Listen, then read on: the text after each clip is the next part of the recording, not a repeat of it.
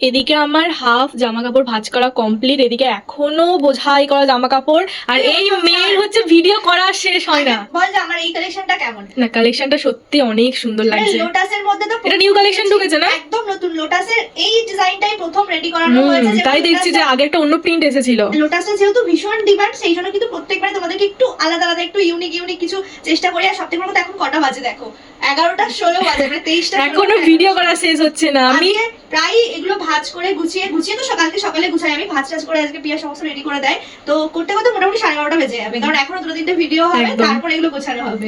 আমিও কিন্তু অনেক কষ্ট করি এই যে ভিডিওগুলো করে দিই, এই সব জামা কাপড়গুলো আমি ভাঁজ করি। এই যে লোটাসের হচ্ছে আগের প্রিন্ট যেটা ছিল, আর এই প্রিন্টটা হচ্ছে নতুন ঢুকেছে। এই যে এইটা হচ্ছে নাভরাগার মধ্যে দেখিয়েছিলাম, অনেক দামি ছিল, বাট এবারে কিন্তু নন ব্র্যান্ডের মধ্যে এসেছে।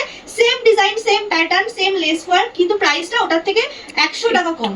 মানে ওটা ছিল 750, এগুলো রয়েছে কিন্তু 650। আর আমি যেগুলো পরে রয়েছে এগুলো তো আরো 100 টাকা কম, মানে মাত্র 550 তে তোমরা এই কালেকশনটা আমার ভীষণ ভালো লেগেছে। পকেট দেয়া প্রিন্টটা বিশেষ করে ভীষণ ভালো লেগেছে, বেশ ছোট ছোট লোটাস করা আছে, এর মধ্যে 4টে প্রিন্ট রয়েছে, দারুণ লাগছে।